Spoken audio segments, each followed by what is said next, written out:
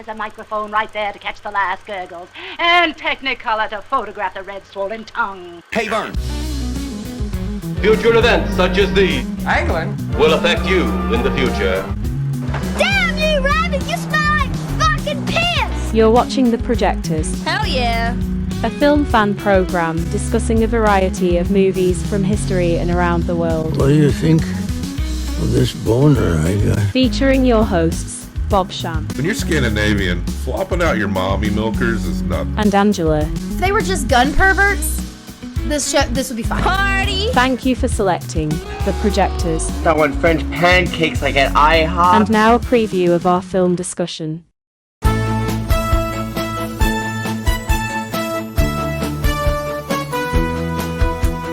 Fields of green to crystal streams, the gleaming Jersey shore, snowy glides and mountainsides, the world at nature's door, the beauty of the Garden State, its wonders great and small, stirs the visions of the mind, its treasures shared by all. Be proud to be in New Jersey, New Jersey. Stand tall, sing out for New Jersey, New Jersey. From the farms to the sea, there's no place I'd rather be. Be proud, New Jersey's proud of me.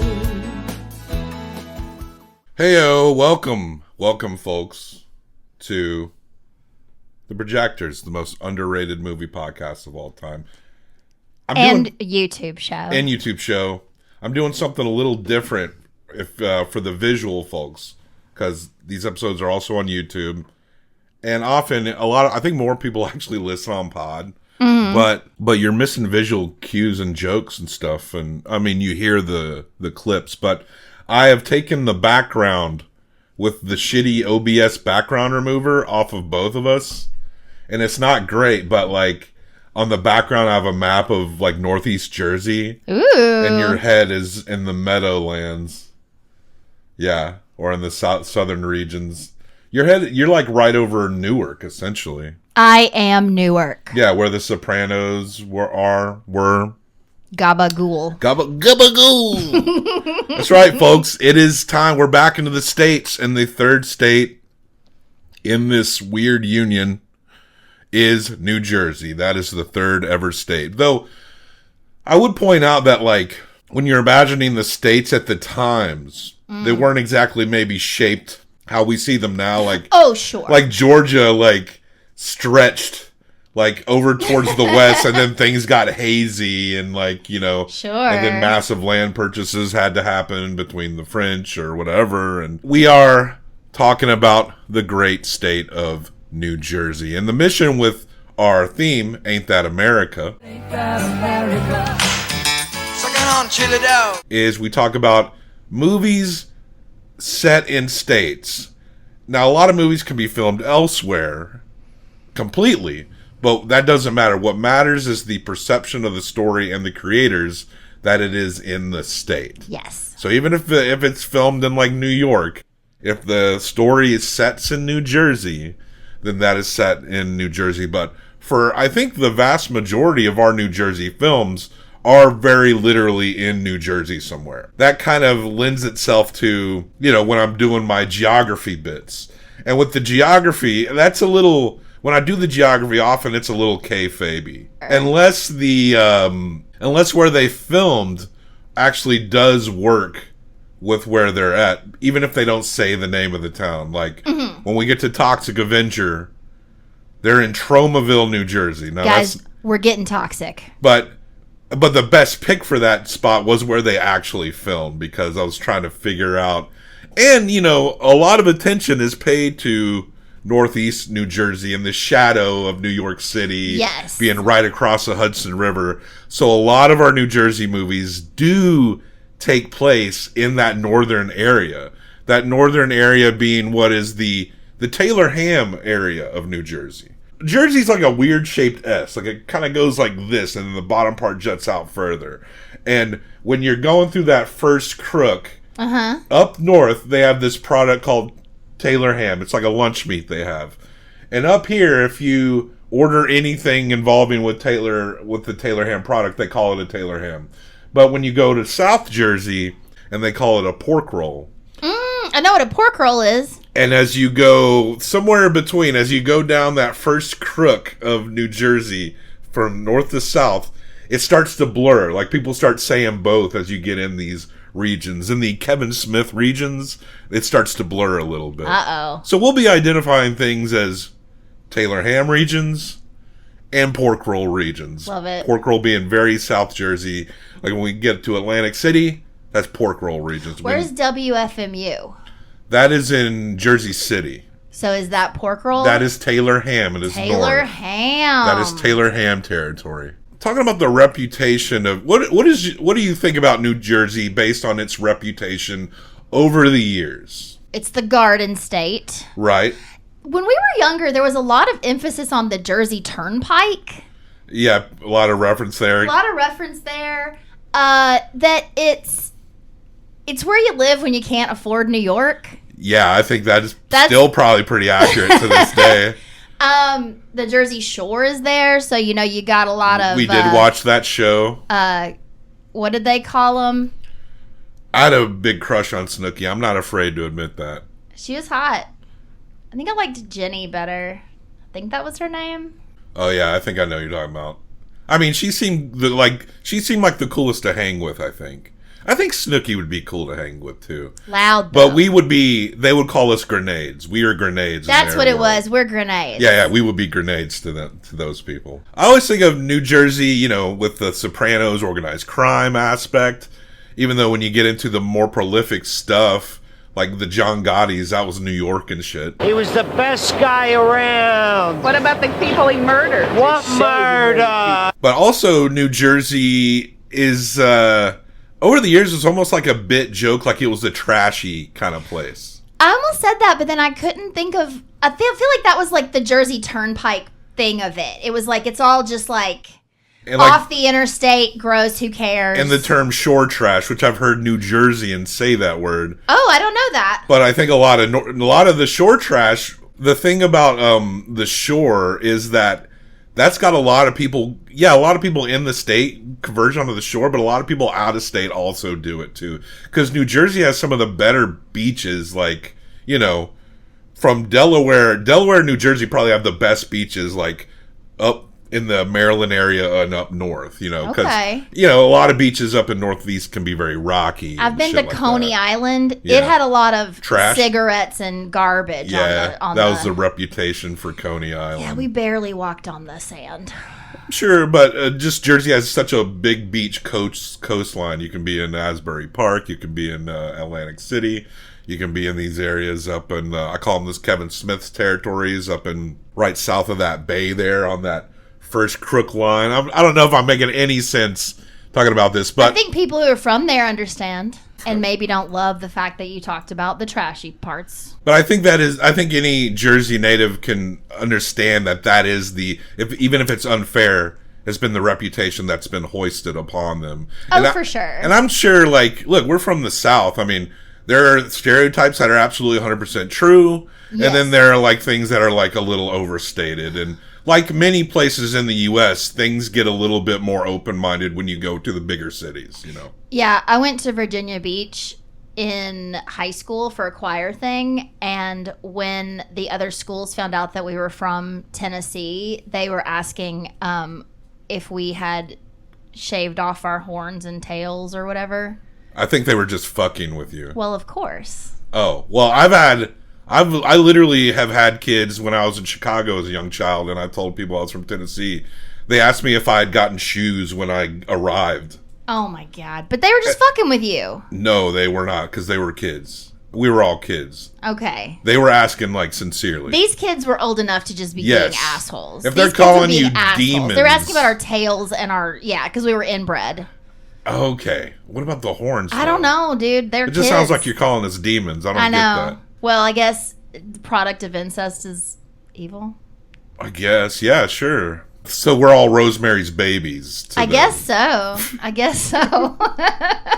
Well, I think Jerseyans can probably relate to that kind of stereotyping, being in the shadows of Philadelphia, New York City. Where the New Jersey Devil is from. Yeah, they've got their own devil up there traipsing around on the rooftops. Now, we have talked about some New Jersey movies before this. We talked about the movie The Killers. I believe it was directed by Robert Sidmack. Mm-hmm. That's got Burt Lancaster in it, who we will talk about later in this episode. And I had, what do you know, Ava Gardner, New Jersey native Frank Sinatra's wife, was in this movie. Also, we've discussed every Friday the 13th movie, and Camp Crystal Lake is set in New Jersey. Originally filmed at Camp Nobi Bosco, near the Pennsylvania border in Hardwick, New Jersey, with the Sand Pond area being the stand-in for the actual Crystal Lake. Not every Friday the 13th was filmed at this location. I remember one movie looked very Florida, but its original filming location firmly places the tragic story of the Voorhees family in rural northwest New Jersey, Taylorham territory. So that's important to note. So when we get to Illinois, you know the famous horror town in Illinois, Haddonfield. Yes. Halloween. Haddonfield, Illinois. So, which it would have been great if we saved some Halloween, because so much of Illinois will be in Chicago, of course. Sure. But Haddonfield would have been a great central. I don't know. I'll figure it out at the time where Haddonfield belongs. we discovered that you had all these tapes of like book reports on states that you did, and I thought it'd be great content to pair them with here. Right. Well, I had pulled out the New Jersey tape a long time ago, and there wasn't much on it compared to the others. I found the box of tapes. We had this bad storm where some branches fell. Yeah. And I went outside. I was wondering if you could explain this to me. I went outside to where one of the branches fell, and the branch of the tree had fallen on the box of the tapes, and it was set out in the rain. And I'm going to try to see if I can recover some of these tapes, but a lot of these got soaking wet, and I don't understand how this box got out in a storm under a tree, and then this big branch, because some did get crushed. Puerto Rico's gone. I don't think I can recover that one. I don't know. You have no idea what happened there. I have no idea. Well, I already had pulled the New Jersey tape, and we only have enough for this episode. So I'm innocent. As you say, I don't know who anyone else. No one else lives here. I didn't do anything. I think you're trying to cover up some things. Like maybe at some point you start saying slurs on some of these tapes. Have told you I don't remember making any of these tapes, and I don't know why they were outside. Well, we only have enough for this episode. We're not going to have a book report. I don't remember. Part 2 of New Jersey. But we'll go ahead and play what we got from you when you were about 4th or 5th grade. What is that, like 8 or 9 years old? Yeah. I think so. And here's your report on New Jersey. New Jersey's indigenous history of tribes and their forced removal mirror our previous indigenous history from Delaware and Pennsylvania, with the principal tribes consisting mainly of the Lenape people. With North Jersey tribes speaking the Muncie dialect, Central Jersey utilized the Unami, Unalachtico dialect, and South Jersey speaking the Southern Unami dialect. These Lenape tribes have since converged into the federally recognized Delaware and Muncie reservations in Oklahoma. Because of the forced renewal, there is no federal tribal recognitions within New Jersey, but the state itself does recognize 3 Lenape nations. But the Delaware tribe of Indians in Oklahoma tend to contest the legitimacy of state-recognized tribes from their traditional regions. Perhaps it's time for Delaware and Muncie tribes in Oklahoma to return to the North Atlantic. They could easily take over much of the pork roll territories all the way down to Cape Bay. Maybe it's time for the Unami to reclaim the Pine Barrens, but the southern coastline can be left the slobby whites spreading bed bugs in their casinos and hotel rooms. Those areas are now too contaminated with the colony disease to be saved. Some of the Jersey shore spots feel like the Florida of the North, but with way better pizza. They even have the stores that sell airbrush t-shirts and Confederate flags. It's crazy shit, man. Really gets you thinking. And when I get to thinking too much, I like to pull out the old guitar, because it calms my mind a little. I get too worked up thinking about the genocidal acts my ancestors did in this great but flawed nation. So tonight, in honor of New Jersey, I thought I might play us a song. A song by a New Jersey native with the nickname, The Boss. That's right, I'm talking about the pride of Freehold, Bruce Springsteen. Maybe you guys don't think it's cool to be into Bruce Springsteen. You probably think that's something your parents get jonesed up for. You probably want to listen to some bullshit like Color Me Bad or Paul Abdul, or maybe some Scraping Fetus Off the Wheel. Yeah, I get it. Maybe it's not your thing. But if you shut up and listen to the boss's words, then maybe you can figure it out and finally stop being a little pussy. Well, they blew up the chicken man in Philly last night. Now they blew up his house too. Down on the boardwalk, they're getting ready for a fight. Gonna see what them racket boys can do. Now there's trouble busting in from out of state, and the DA can't get no relief.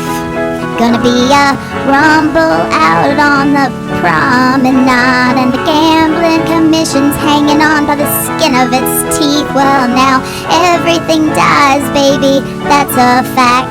But maybe everything that dies someday comes back. Put your makeup on, fix your hair up pretty, and meet me tonight in Atlantic City.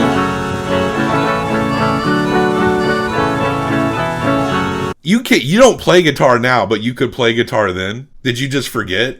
It seemed like you were so much more skilled at like all these little things, and you had this vast knowledge of what things. What are you saying about me now? I don't know. You just never talk about this stuff. Like, you seem very passionate. I told you I don't remember a lot of my childhood. I don't really know why. I think it's because of my mental disorder that I was just obsessively focused on one thing at a time. So I must have been obsessively focused on this state thing. You were very anti-colonist. Whatever happened next, I just went into the next thing and forgot all about the other. Listen, I don't know how to play the guitar. And then you just knew that Bruce Springsteen song. I mean, you were a little behind. Maybe you were a little behind on some parts of the song. I mean, but you were a small child, so I'll give you a pass on it. I must have just lost it. That was adorable, though, listening to you sing the song at I was City. Adorable. You were. Pictures of you. Later, when we get to Welcome to the Dollhouse, I was thinking I was going to call you the Dawn Wiener. Oh, I of have Tennessee. a photo. But you were way more adorable. I mean, no disrespect to the young Heather Matarazzo. Listen, I have a photo. And I think you've actually used it. You have a lot of photos. The one with the side pony with the big bow in my hair. Yeah, it's been on the show. If I had on blue eyeshadow and pink lipstick, I feel like that's my Dawn Wiener. Okay. There's some very bad school photos. At some point, we were all Dawn Wieners in that awkward. I had feathered bangs at one transition. Oh, that was popular when we were I was in 5th grade in 1990. I was 10 in 90. Were we in the same grade? No. I graduated in 98. Okay, yeah. You're a year before me. Because I'm older than you.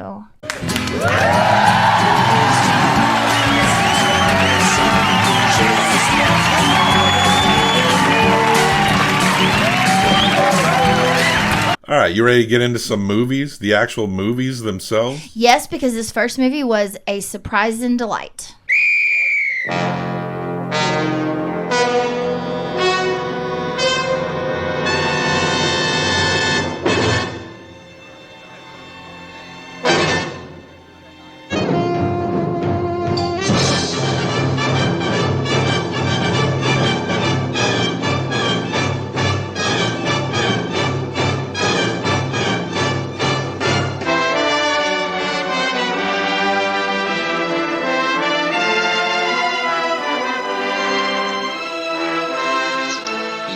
my philosophy of life? Do it to him before he does it to you. What do you want? Your gun.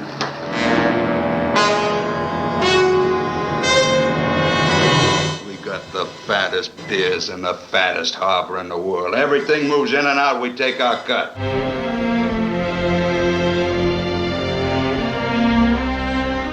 Come on, I better get you home. There's too many guys around here with only one thing in their mind. Am I gonna see you again? What for? I really don't. Ah, come on.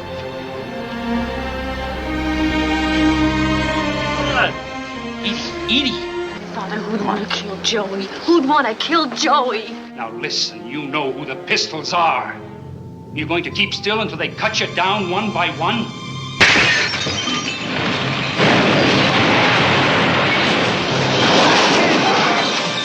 Get a doctor! Stay away from me!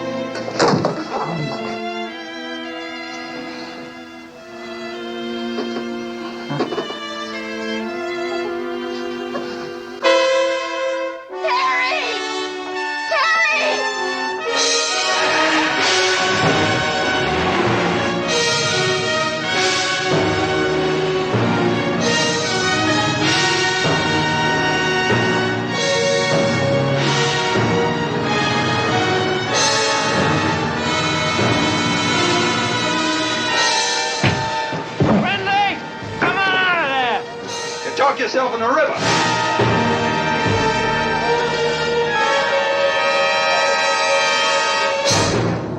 This is one that we'd already heard about, plenty of times because it has such an infamous reputation in film history regarding the, the McCarthyism and it's a snitches movie. It's a snitches movie. Everyone definitely points that out. Even people that were involved in the movie, kind of in hindsight, like Elia Kazan has an asterisk by its name, not because he did any sexual assaults or anything that we know of, but that he told on fellows in the industry that probably were actually part of like Communist Party movements and clubs and shit.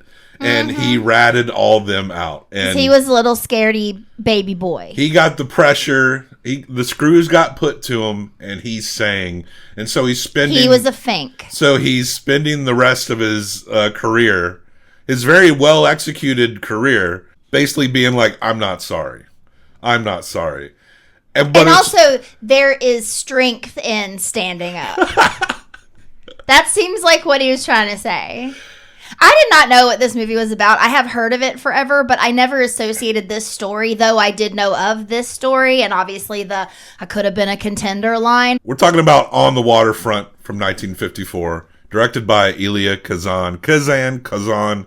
Who cares? Written by Bud Schulberg. Starring Marlon Brando, Carl Malden, Lee J. Cobb, Rod Steiger, Pat Henning, Eva Marie Saints, and she should be higher billed on that list. Hell yeah. Cinematography by Boris Kaufman, edited by Gene Milford.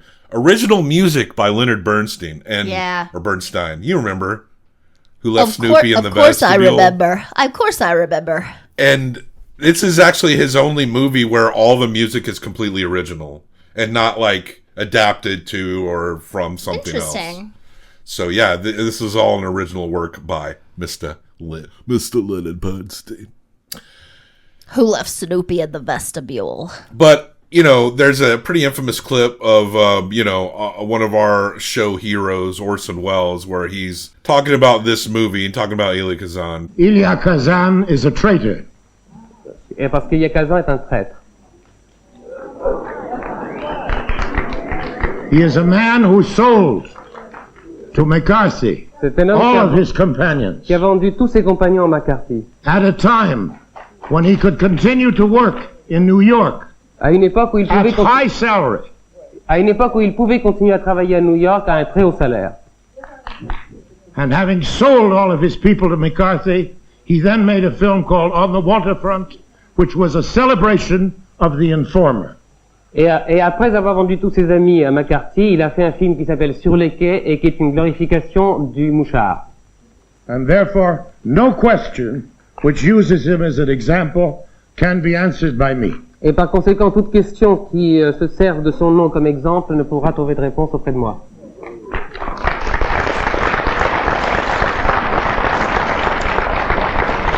I have to add that he is a very good director. And Orson, like many people who criticize Kazan for snitching, everyone makes a point to clarify that he is actually quite good, though. Absolutely, like he is actually like an amazing director. Even a second ago, when you were like figuring out how to say his name, and I was like, "Who cares?" I actually thought to myself, "But he's so good." No, people do care because he's good. Exactly, because I was like, "Who cares?" But no, it matters, and he is a really good filmmaker, and this is a really well done, beautifully shot movie. I mean, there's not a frame of this movie that looks like out of place or tacky or shitty. Everything just works so well.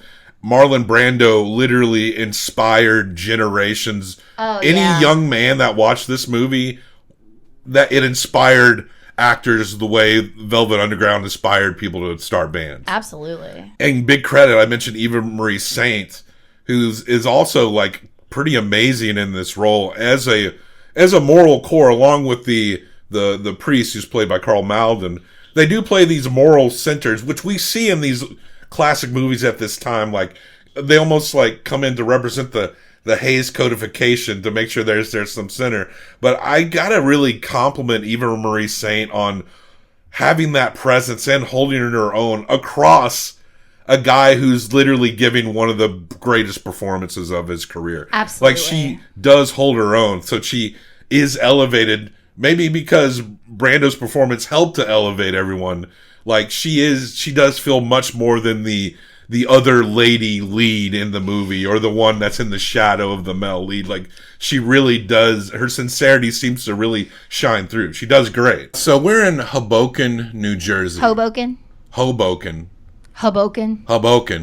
where it was actually filmed, and we Marlon Brando's playing a boxer by the name of Terry Malloy, and he likes pigeons like Mike Tyson likes pigeons. Also a boxer. He calls out his friend from his apartment, from the window of his apartment, Joey, and he calls Joey out, and then suddenly Joey's thrown off the top of his apartment building, and you can tell that Terry is surprised. I mean, I don't think he obviously did not expect this murder to happen, but he was trying to bait Joey to leave his apartment. He was, but he even said he didn't think they were going to do more than rough him up. So he didn't think there was going to be a murder. This guy was his friend. People are gathered around, and people aren't surprised. The woman says it happened to her husband too, because he talked to them crime investigators. Edie, we see Snitches Edie. Get stitches. She was Joey's girl, who's played by Eva Marie Saint. And there's union bosses here. She was Joey's sister. Oh, I thought she was a wife. I didn't catch that. No, she was his sister because it's their dad. Oh, that makes sense. Well, I just thought they were all broke, so they're all. She's been away at school. No. She's not married. She's the sister. She comes back because all right, she's a brother. She's visiting. She's a brother. Yeah. Okay, or she's a sister. Edie was Joey's sister. That changes a lot. You thought she was his girl the whole time. I mean, Joey's just a body that everyone's crying over the whole rest of the movie. You know, I didn't really, whether what he was or wasn't didn't seem to matter going forward, I guess. Well, I think it's important because Terry is her first love. Yeah. And she's willing to give up everything that her father has worked for to be with him, to try to be with him. We saw this in Rocky when we did Pennsylvania, where Terry is hanging around the gangsters led by Johnny Friendly. And look, this movie is great. It's going to be a 5, all right? But if you know the story of Elia Kazan and his snitching, there are parts in this movie that just kind of make you laugh at how over the top these guys are. Almost like they're too gangstery.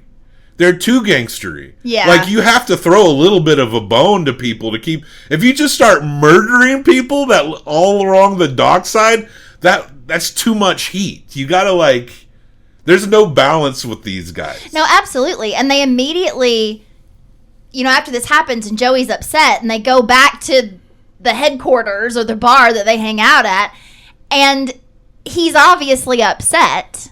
His brother, though, is like the head guy's number 2. So they're not going to do anything to him, but they have to kind of be like, hey, kid. They kind of act like he's a little dumb. Yeah. It's like, hey, kid, we did what we had to do. Well, that one guy is insulting Terry, like that other guy in Rocky, where that guy's just making fun of Rocky. I was like, this guy's a boxer. He can, like, unless you're a trained boxer, too, he can probably outslug anyone who's, like, talking shit to him. Well, yeah, and they told him to shut up. It was like, leave him alone. But it must just be the power play feeling, like this guy's a fucking hard ass and I'm going to like bust his balls and he can't do shit, Yeah. But they do definitely from the very beginning make us want to feel like Terry is being used by these guys who are trying to like trick him, or they're going to be not trustworthy. The Johnny, he references his hard scrapped life that led up to him being a gangster running a labor union, which there has been instances throughout history of like, gangsterism within labor unions. This isn't like a new thing. I mean, it comes from something that has occurred before. The Sopranos Tony was involved in waste management. These stereotypes. They had stuff at the docks going on all the time. They have some truth to them, right? Yes. Johnny talks about how he came up raised by 10 kids under one mother and like how hard he had it. And so there's like these little things that, kind of show like how someone would be, even though he's so cartoonishly gangster, how, I guess the writing in correlation with what Kazan wants in this movie, it does kind of try to throw you a little bit of a bone, and we'll talk about the bones it throws near the very end, trying to be like, not all unions, right? Which is very funny to me. Yeah. Also, Terry, when he's hanging with his pigeons, there's these kids in a gang. They're called the Golden Warriors. That he started this That gang. he started when he was a kid. But it's just like him and these 2 kids. Hey, kid. I was just gonna feed him. I already fed him. Must have been up early, huh? Well, I was up anyhow, so I figured I might as well. Boy, they sure got it made, huh? Eating, sleeping, flying around like crazy, raising gobs of squabs. Yeah, and they're scrappy kids and they wear leather jackets that say Golden Warriors on them. Edie's dad is a longshoreman for 30 years. She lives with him, as you stated earlier, when I got the relationships confused. Well, she's sort of just home. She was home to visit, and she happened to be home when Joey died. I think it's Thanksgiving-ish. Isn't it Thanksgiving time? I can't recall. I feel like she mentions they were going to have dinner, but she stays even though Dad keeps telling her, you need to get back to school. She goes to a private school. The nuns teach her. They talk all the time about how she needs to get back to the nuns. He doesn't want her to be part of this world. Edie's dad said that he's poorer than when he started 30 years ago. Yeah. And the Waterfront Crime Commission approaches Terry, Marlon Brando's character, in front of everyone. And of course he tells them off. Why don't you try to figure out a private place to meet the guy if you want to get some info? You're like, hey, do you want a stool in front of like everyone on the docks, If this is the beat you work, why in the hell? Unless your goal is to have people start turning on you so you feel alone, so you go to them, which ultimately does happen. So Carl Malden plays a priest, Father O'Malahara Halal. Oh, it's Father. It's always these priests trying to start. Father. I made it like his name was Wild. No, it's just like Father Pete Barry. Oh, I'm Father O'Malahara. He should have had a thick accent too, but he has come to see his parish in the wild, and this is the idea of when ethnicities were like, when neighborhoods were like one or two ethnicities, like in much more segregated times, like, and everyone on this dock is probably either Irish or Italian, right? But he comes and he considers the whole area like his because of the ethnic specificity of the people who work in the labor there. So then so I'm saying like this priest he was like, I'm just come to see my parish, which he almost considers like this whole area like to be parishes under his purview. Yeah. But it seems like if you're not Catholic, It doesn't matter because then you're just a dude in a dress. he's responsible for all these souls. But in everyone, his parish. but everyone on this dog is probably Irish or Italian, so they are he is literally like everyone's priest. Yeah, right? yeah. But that doesn't mean they're going to listen to him. Well, because they want to save their own lives, but he wants the murders to end. And on the day of labor, people have to come and they're just handing them out. Like they literally do this with like day labor thing. You can go to places if you're an immigrant worker, and they essentially do this to this day in certain settings where people are showing up. They need work. And the guys who are in the corrupt gangster union are handing out tokens. Well, they drop the tokens and they spill them everywhere. And Edie grabs a token and she doesn't want the work, but she saves it to give to her father. Well, Terry picks it up right before her and she has to beg him for right, it. And he's this teasing is when her he's over like, it. Give it to me! Huh? Give me that! What makes you so special? Oh, things are looking up for the doc. I recognize a dopey. That's Joey Doyle's sister. You give me that! You Joey Doyle's sister? Yes, I am. You don't want to go to work today anyhow. Must have been nice wrestling with you. notices that she's all grown up now. You got TTs. Of course, a lot of people couldn't get work that day. And the priest is trying to get some answers from everyone. And everyone's like, come on, you know why we can't. It's D&D here. Dungeons and Dragons. I forget what they said D&D actually meant. One thing you gotta understand, Father, on the dock we've always been D&D. D&D, what's that? Deaf and dumb. No matter how much we hate the torpedoes, we don't rat. But there's also a D&D in Atlantic City when we'll get to... I was in the slammer in a D&D. What's that? A D&D, drunk and disorderly. But the priest says, you know, you can speak freely in the basement of the church. And so everyone goes, but Johnny sends Terry to the meeting to spy. And when Terry walks in, he's sitting in the back, and of course everyone clams up. And no one's talking because they know. But the shoremen show up and they harass and they vandalize the meeting. They beat a guy up who walks out. And a guy that Joey once helped recalls seeing Terry there at the time of Joey's murder. The priest is like, he's very distraught, but he's still promising to help. And at one point he's trying to be like, I'm just doing the best I can. And he calls himself just a potato eater. I'm just a potato eater. Mm-hmm. I'm just like you. Terry does save Edie.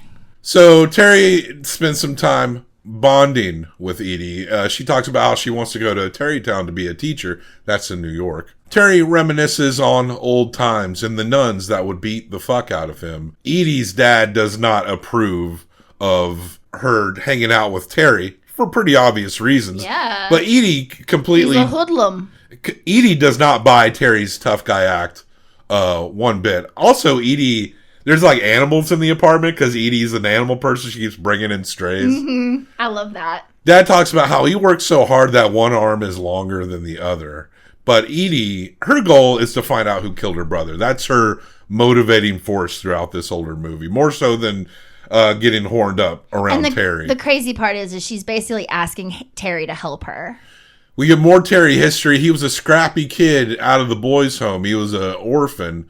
And Johnny had bought a piece of him. And he used to take him to baseball games and stuff. And he talks about how he's got to be friendly. He's got to be a little loyal to him. Though, obviously, he just bought him to own him. But that phrasing, like he bought him, right? Yeah. He realizes that Edie has never drank a beer.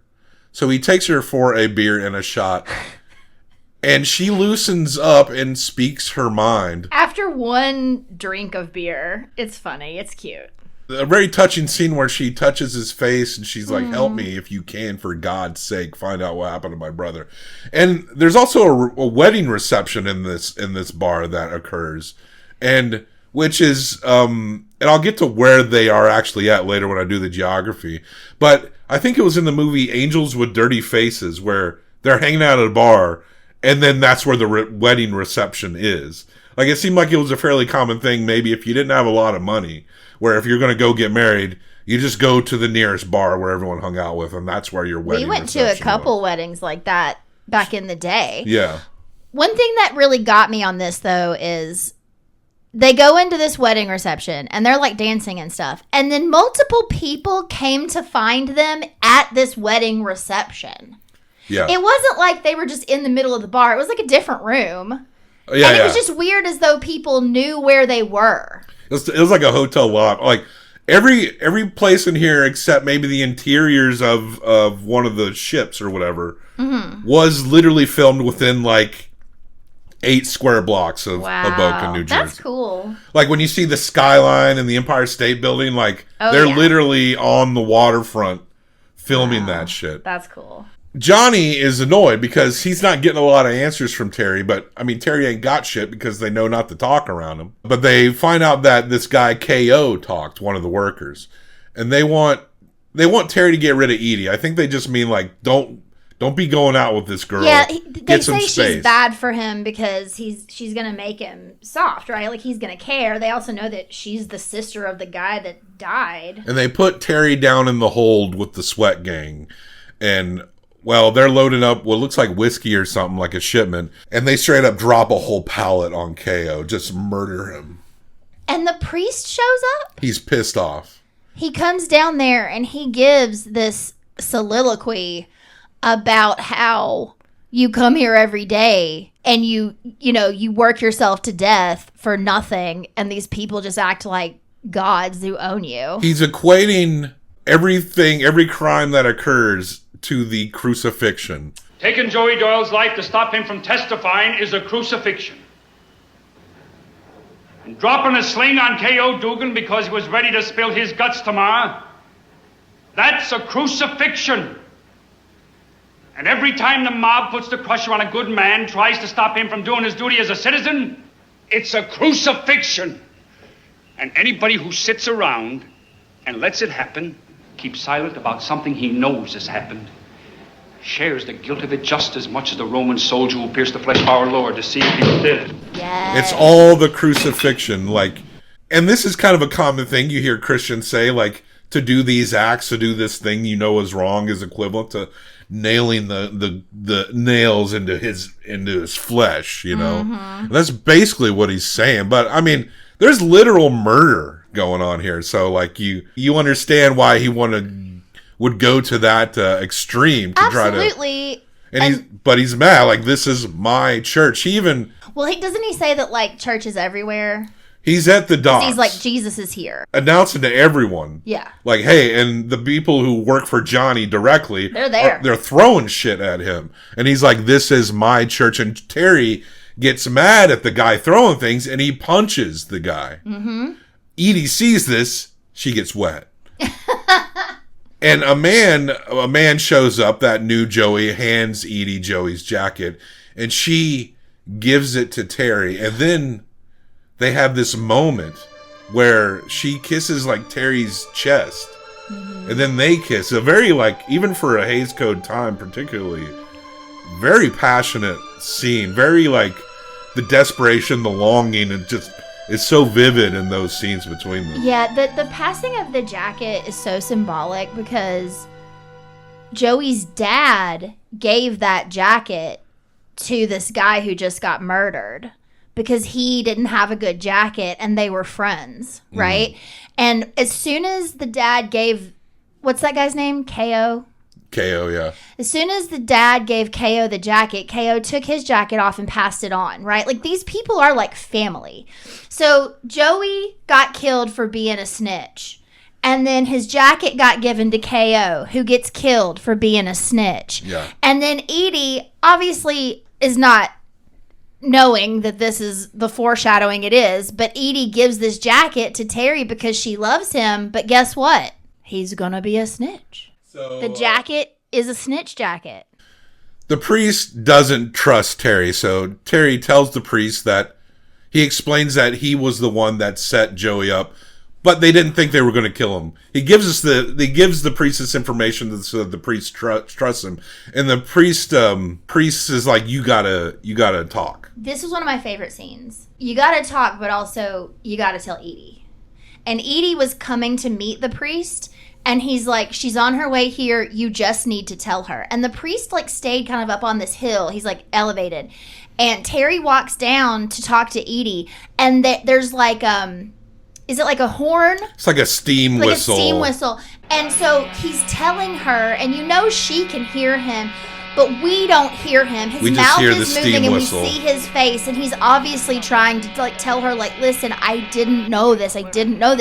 But of course, her heart is broken apart because this is the man she's falling in love with. She's finding out that he is the person her brother trusted. Her brother knew to lay low, but he trusted him, and that's why they knew he could get him out. I mean, it's just pure acting there because the steam whistle kind of... So it good. represents her, like, heightened fear and, like, outrage. Elevating and, yeah. We don't need to hear him explain it because he's already done that. He did that with the priest, so... We just watch nothing but pure acting, pure emotion coming out of... We don't need to hear him. We just hear the agitating sound, and we see how she's agitated and heartbroken. And that this man she's falling for had something to do with her brother getting killed. Terry consults the Golden Warriors, the two children, on advice on if you should turn a guy in who killed a friend. But the kids' responses are like... They don't like the cops, so their position is like, you don't talk to the cops, you know. Well, and he's probably taught them that. Yeah, and there's a cop on a roof. There's a lot of they're all over the roofs here on the waterfront, and they inquire about a fight. They talk to Terry, and they talk about a fight that Terry threw, and Terry, because this is the thing that he's passionate about. This is where the lips loosen up because he can't help but be like, nah, I had him. That guy got lucky. Like he's trying, but the cop, no, he's implying that Johnny had him throw these fights. And he did. He basically admits that to him. And Terry's so specifically burned by that, but that he can't help but to explain like, nah, I'm better than all of these guys when it comes to being in the ring. Because if he had won that, if he had bucked the system, his whole life could have been different. That's how he looks at it. So Terry has a brother who we don't see much until this very point. His name is Charlie. And Charlie works directly with Johnny as well. And they have Charlie sit down and Johnny is talking to him like Terry's going to be a problem. Mm-hmm. But Charlie is defending his brother. He's like, he wouldn't do that. But Johnny's like, nah, we need to take care of your brother. This is the absurdity of how evil Johnny is. The evil absurdity is that you're killing too much, right? You're taking way more. You're giving no incentive here, right? What really should be happening is that this union that is getting screwed by their leadership should all just band together and kill Johnny the way that Johnny has been killing people who's worked for them. He's trying to send them messages by killing all these people that talk. I mean, it's a matter of control, it's just a matter of time until, more people. I mean... But Johnny's literally telling Charlie to kill his brother. And, Charlie's like, I cannot do that. And Johnny's just kind of like, okay, well, then you don't have to do it. So Charlie meets up with Terry in the car, and they start to reminisce on old times. And Charlie starts to ask, Terry about ambitions and what he wants, like implying, like maybe you need to move on from leaving this area. And Terry responds, like, in regards to ambition, it's like, I always figured I'd live a little longer without it. And then they were talking about his past, and Charlie's talking about like, when you weighed 168 pounds, you were beautiful, meaning like his career as a boxer. Yeah. And then that's when he's like, that's when Terry's like, I could have been a contender. I could have been somebody instead of a bum. Nothing happens. Charlie doesn't do anything. Terry just leaves. Charlie's trying to imply to Terry that he needs to leave. Well, Charlie tells him, I didn't find you. Yeah. But there's someone driving this car. They're not alone. So Edie won't talk to Terry, and he breaks her door down. I want you to stay away from me. I know what you want me to do, but I ain't gonna do it, so forget it. I don't want you to do anything. You let your conscience tell you what to do. Shut up about that conscience, that's all I've been hearing. I never mentioned the word before. You just stay away from me. Edie, you love me. I want you to Didn't say I didn't love you. I said stay away from me. And then they kiss longingly. Then they call Terry down from the same window that Terry called down Joey because they know he's up there. And Terry runs out into the street, into an alley, and Charlie is literally like on a meat hook in an alley dead. Crucified, you could say. Yeah. And now at this point, this is important because Terry is just complicit in a murder, but now he has lost the exact same amount that Edie has lost. So that kind of puts them on an even playing field. And it sets Terry, of course, against Johnny Friendly. Which is why Johnny Friendly is just so fucking dumb in this movie. Like, that's too over the top. Yeah. So, gun in hand, Terry goes to the Union House, essentially takes it hostage. He wants Johnny. He wants to kill Johnny, which would be best for the entire Union if he killed Johnny. Absolutely. But the priest walks in, like the Hays Code, and he tells Terry that this isn't the way to do it. He wants the gun, even though literally killing a man who is proven to be above the law is probably the only path to take here. Yeah. And he asks Terry to hand him the gun. Terry tells him to go to hell, and then the priest punches him and explains to him that firing into another man's flesh isn't brave. I mean, in some cases it is, I would argue. Absolutely. Maybe not in every case, but in some cases. Some, sure. Meeting on a war in a battlefield, face to face, there is a bravery there. Self-defense. Of course, yeah. He decides not to take the gun. He throws it at a picture on the wall. I think the picture's of Johnny. It is. We cut to the courtroom, and Terry Malloy is called up, and he fingers everyone immediately. I mean, he tells on them, not that he literally fingered anyone. And then Johnny just openly threatens Terry in front of everyone in the courtroom. Doesn't even lunge at him? He does, and they have to hold him back. And now we get to the real Kazan parts, I call it, where we're in the aftermath. It's in the process of a trial, so Johnny is still around and still working at the docks. But Terry is talking to Edie, and he's like, "My friends won't talk to me." You can picture somebody else's voice saying that line. Oh, yeah. "My friends won't talk to me." And then Edie's like, "Are you sure they're your friends?" He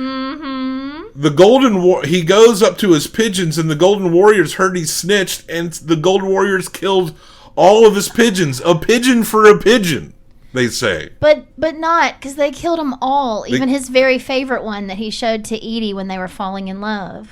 That's when Terry goes down there. He's wearing Joey's jacket, and Terry calls Johnny out. And he says, "You're nothing without those heaters. I'm glad what I done." And this is at the dock with all the men watching. So Johnny and Terry fight, but immediately Johnny's goons just gang beat the fuck out of him. And Johnny runs. Like, Johnny gets out of the fray. Yeah. And they're like, "Just leave him," right? The priest goes down, and corporate is frustrated at the labor. The foreman, who works for the corporate, not for the union, is like, "Why is there a labor stoppage here? We're all just watching these guys kick the shit out of this dude." Like, I need people to come work on this freight right now. The priest goes up to Terry, and he tells him, "You got to get up on your feet, and you must walk."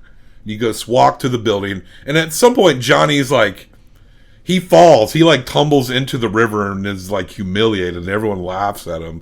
And this is when everyone starts to turn on him bit by bit. The workers are more courageous about telling this guy, "Fuck you," right? But Terry must walk and show them. And then this is when we get the lines that say things like, "You get up there and you show them, you stand up, and then we can get the union on the up and up." To legitimize the union. There's kind of like a bit of a saving attempt here, I feel like. Because it's Kazan and the writer want to clarify that they're not talking about all unions when they talk about this specific labor union on the waterfront. Terry ostensibly is like the new union boss when he walks up and he approaches and they let him in, and then the foreman's like, "All right, let's get to work." Johnny's in the drink. I guess he ends up being convicted, probably, and is put up. And without saying so, it appears that Terry is probably the new union leader, and the union is saved, I guess, from Johnny Friendly. They're on the up which and it up. needed to be. Johnny was a bad guy. Yeah, Johnny was too powerful. He didn't have anybody checking him. Now, Kazan's statement, his response to his critics with this great movie, is just so over the top in terms of being that response, because no doubt there were probably socialist organizations within Hollywood that wanted to have influence and control their labor or whatever, or have like a bigger say in their contracts and stuff. Even you want to casually equivocate these like organizations that probably spent more time arguing with each other than like outside of their like meeting houses, right? That they were as equivalent of a threat to Kazan as Johnny Friendly and his gangster union leaders is a bit ridiculous. Yes. When really the pressure down Kazan's back is probably more equivalent, like the pressure that Johnny puts on Terry to fall in line is probably closer to the actual pressure that the House of Un-American Affairs or Activities put the pressure on Kazan to snitch on his friends to save his own career. Like, the government was the Johnny Friendly in that scenario. Yeah. And this idea that Johnny Friendly is anything like these guys that he told on within Hollywood is insane, because the entire propaganda apparatus of the government was churning hard anti-communism at the time. And the leverage was just not on the side of any, especially by 1950, on any like socialist organization. I mean, it took a while. I mean, there was a robust middle class following after the New Deal into the 50s. So, I mean, there was like a tax rate that many people today would call socialist in the 50s that helped build a rich working class that existed. But you could point at this time and the intense propaganda in associating unionization with communism and socialism, which there are some differences. I mean, there is a connection. And I mean, as a socialist, you definitely are on the side of a lot of unions. But for example, of like a police union, like today, a lot of outward socialists would not support police unions based on their corruption and how they protect themselves, and they seem to be more like weaponized against communities that should be organizing together for mass strikes and consumer strikes, you know. And, you know, getting into the history of the police, you know, it's different. So, like, yes, not every union functions well or actually serves their membership good. And that is important to note. I mean, he does a great job. Who played Johnny Friendly? Is it Rod Steiger? Let me see here. No, it's Lee J. Cobb. I'm sorry. And he does a great job, like, portraying... Everyone's really good in this movie. And Lee J. Cobb is great portraying Johnny Friendly. So there's such nuance in the performance, and everything is just still very good. But there is also this bizarrely over-the-top aspect to how he is that just seems like he would torch himself way faster than he did by this point. Unless this is the point in Johnny Friendly's life where he's so drunk on power that he's just making every mistake possible. That he thinks he's untouchable. So the point of like the ending of this movie, it would just be inevitable to a guy that blatantly corrupt, you know. But, you know, you threaten people's lives, I guess you can keep going for a while. This movie cost $910,000, made $9.5 million, so it was a big hit.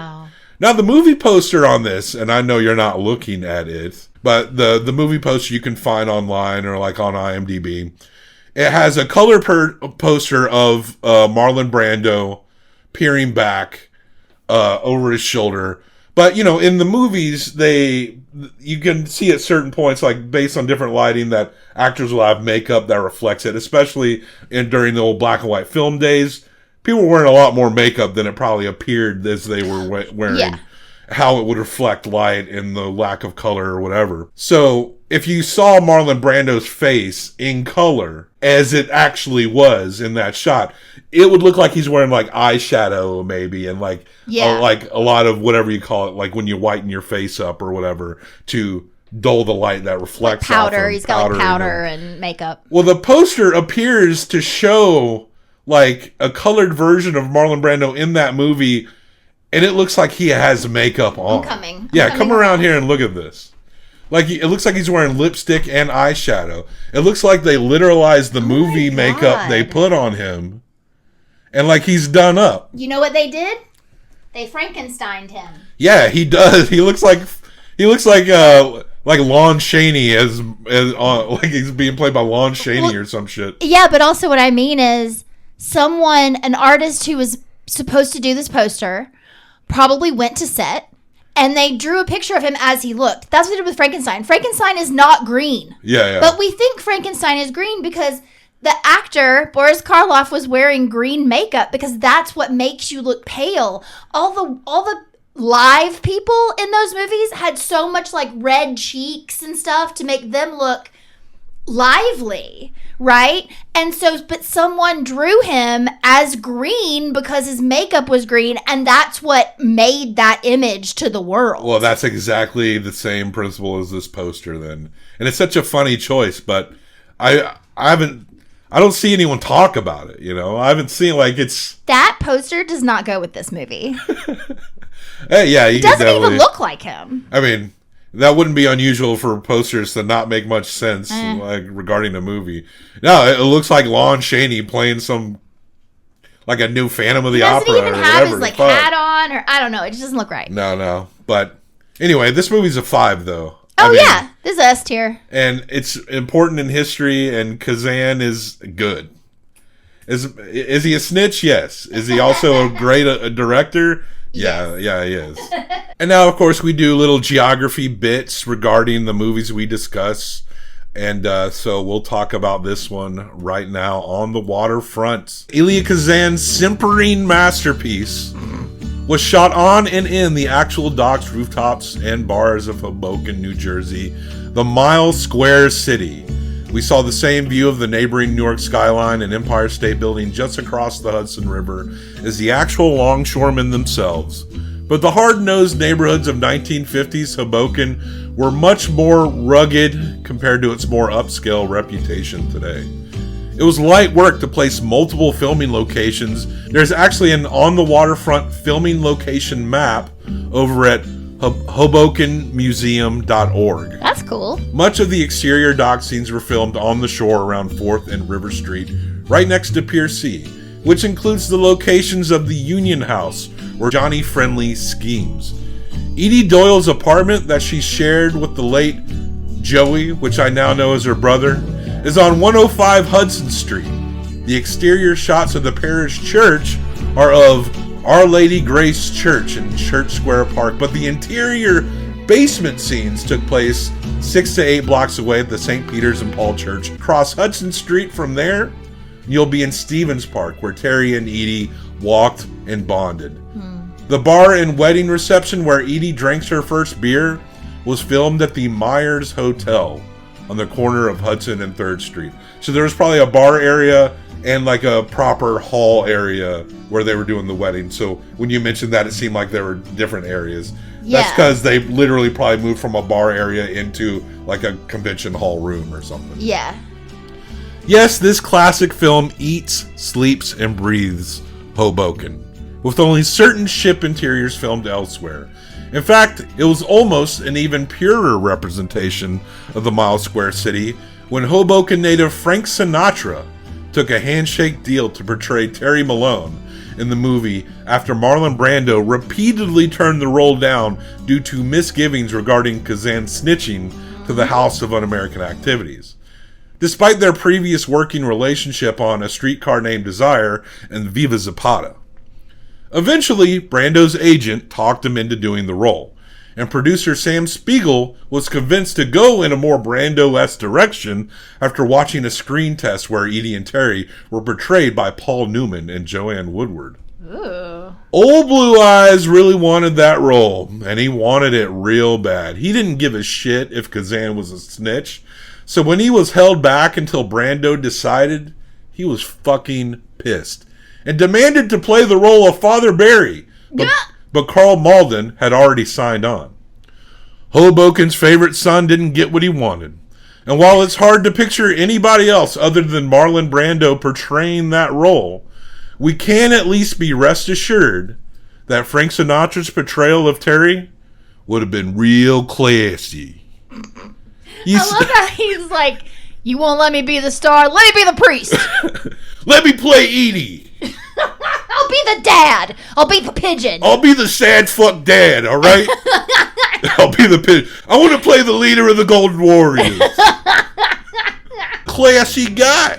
He sang classy. He drank classy. He got drunk and he made love classy.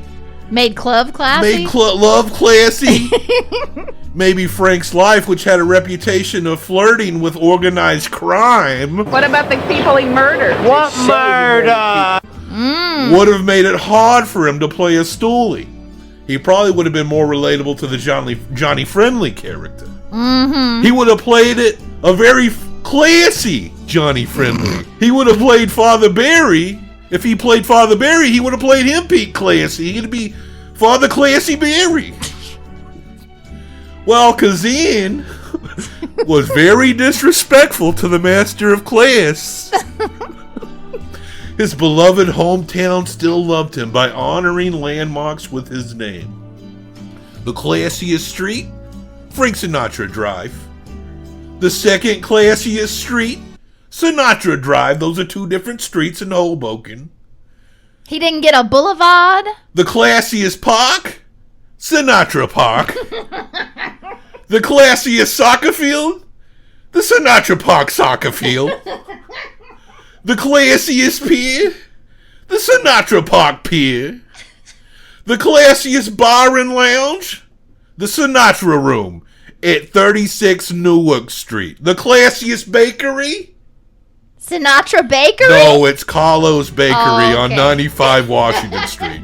There is no Sinatra Bakery, but if there was, it would be the classiest bakery. As if all of that